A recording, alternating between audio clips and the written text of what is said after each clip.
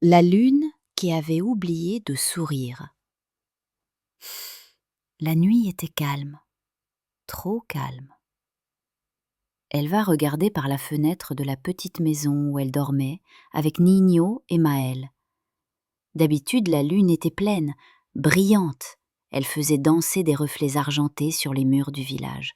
Mais ce soir, elle semblait fatiguée, pâle, assombrie. Elle flottait derrière un léger rideau de nuages. « Regardez !» chuchota Elva. Nino s'approcha du rebord de la fenêtre, les yeux plissés. « Elle a l'air triste, dit-il tout bas. Maël serra contre elle son doudou en tissu. « Elle ne nous sourit plus. » La nuit était trop silencieuse. Pas un chant de grillon, pas un battement d'ailes, juste le léger frémissement du vent.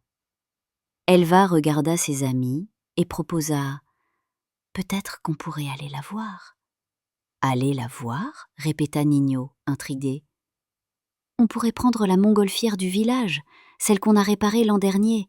Elle nous emmènera tout là-haut. » Maël hocha la tête. Elle sentit un petit frisson d'excitation. Elle a peut-être juste envie qu'on l'écoute. Et ainsi, à la lueur des petites lampes du village, ils préparèrent la montgolfière. Ils serrèrent des couvertures, prirent des biscuits, remplirent une gourde d'eau fraîche et grimpèrent à bord. Doucement, elle quitta le sol. Ils s'envolaient vers le ciel. La montgolfière monta parmi les lucioles. Elle ressemblait à des petites étoiles dansant tout autour du panier. Elle va regarder l'horizon, où la lune semblait attendre. « Qu'est-ce qui la rend si triste ?» demanda Maël. « Elle est peut-être fatiguée, suggéra Nino. Elle a vu trop de rêves perdus, trop de larmes qu'on ne console jamais, chuchota Elva. C'est alors qu'un hibou, perché sur la branche d'un vieux chêne, les appela de sa voix profonde. « Ouhou ! Je sais où elle est. Elle est malade de chagrin. Elle a entendu trop de cœurs oubliés de rêver. »« Pouvez-vous nous guider ?» demanda Nino. « Continuez tout droit, » répondit le hibou. « Plus haut, parmi les nuages, vous trouverez la chouette argentée. Elle vous guidera. » La montgolfière glissa dans la nuit, tandis que le hibou reprenait son chant. Plus haut encore, parmi des nuages doux comme du coton, ils aperçurent la chouette argentée. Elle était majestueuse. Ses plumes semblaient couvertes de petites étoiles. Elle les regarda de ses grands yeux calmes. « Je sais pourquoi vous êtes ici, dit-elle d'une voix apaisante. La lune est triste. Elle s'est éteinte à force de voir le monde oublier qu'au cœur de la nuit, la lumière existe encore. Elle a oublié qu'au plus profond du noir, une petite flamme suffit à rallumer l'espoir. » Elva serra la main de Maël. Nino fronça les sourcils. « Comment peut-on l'aider à s'en souvenir ?» demanda-t-il. « En lui offrant les graines du sourire ? Elles sont dispersées parmi les animaux de la nuit. Trouvez-les, ramenez-les à la lune. Elle retrouvera son sourire. » La chouette argentée ouvrit ses ailes. « Suivez le renard des collines, c'est lui qui possède la première graine. » Et elle s'effaça parmi les nuages. La montgolfière descendit vers des collines couvertes de brume argentée. Un renard roux les attendait, assis sagement. « Je sais ce que vous cherchez, » dit le renard. « La première graine du sourire est née de la tendresse des amis. Elle s'allume quand des cœurs restent unis malgré la nuit. » Il tendit à Elva une petite boule lumineuse. Elle était tiède, douce. « Elle brillera tant que vous resterez ensemble, » dit le renard. Elva la serra contre elle. Elle sentait le lien invisible qui unissait leur trio. « Merci, » dit Nino. « Où trouverons-nous la suivante ?» demanda Maël. « Parmi les bois profonds, cherchez le hérisson. Il a gardé la graine du courage. » Le renard s'inclina, puis disparut parmi les collines. La montgolfière reprit son vol. Au-dessus d'une forêt noire où des champignons luisaient comme des lampions, ils aperçurent un petit hérisson couvert de piquants argentés. « Je sais pourquoi vous êtes ici, » dit le hérisson. « La graine du courage est née du pas qu'on ose faire malgré la peur. Elle guide ceux qui choisissent l'avancée, peu importe l'obscurité. » Il tendit à Nino une petite perle brillante. Elle était froide au toucher, mais elle palpitait doucement.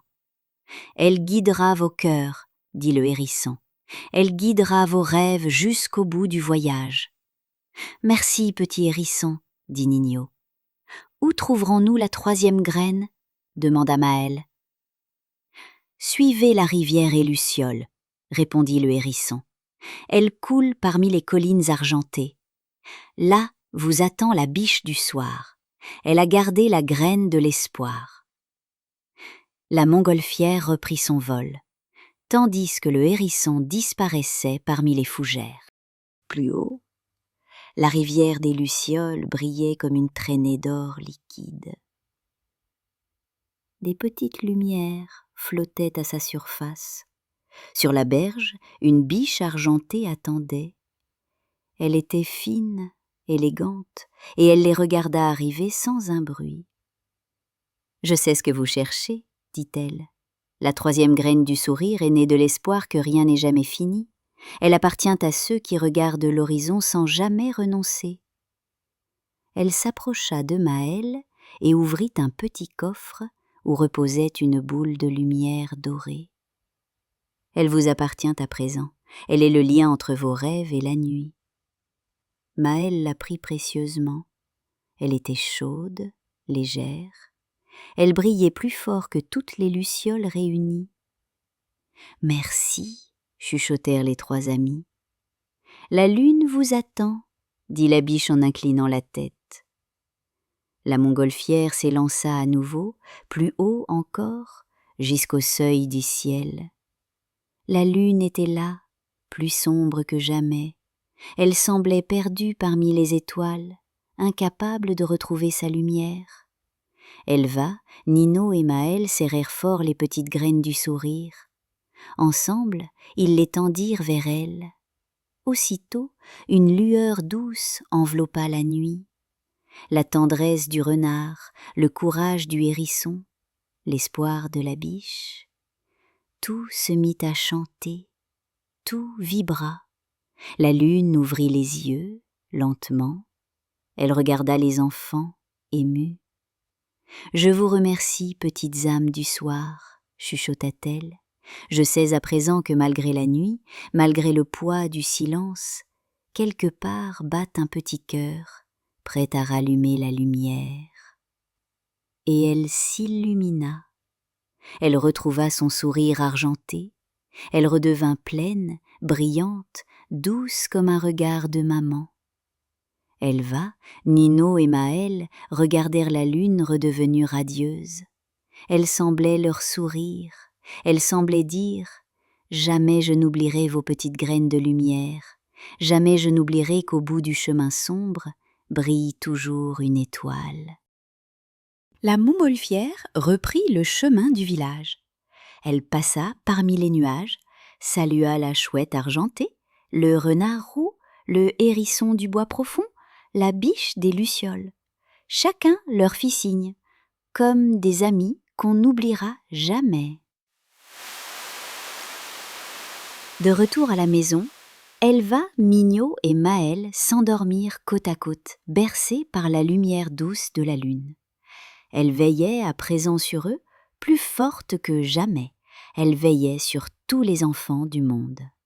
La nuit peut paraître sombre, le silence trop long, le poids du chagrin trop lourd. Mais tout passe, tout change. Avec un peu d'amitié, de courage et d'espoir, on peut rallumer la lumière où elle semblait perdue pour toujours. Et c'est ainsi que la lune apprit à sourire à nouveau. Bonne nuit, mes petits rêveurs.